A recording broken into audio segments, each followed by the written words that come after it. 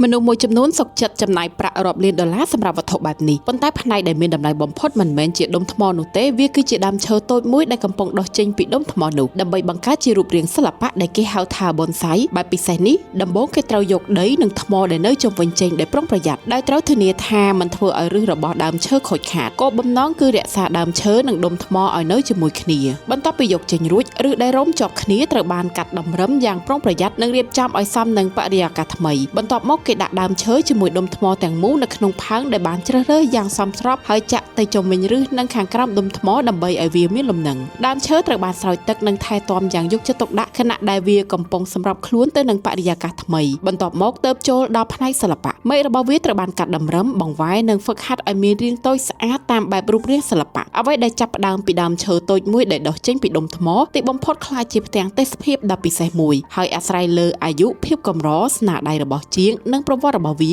អ្នកប្រមូលអាចចំណាយប្រាក់យ៉ាងច្រើនសម្រាប់ស្នាដៃបែបនេះដុំថ្មអាចមើលទៅមានតម្លៃខ្លាំងប៉ុន្តែតម្លៃពិតប្រាកដគឺស្ថិតនៅលើដើមឈើដែលកំពុងរស់នៅនិងលូតលាស់ចេញពីវា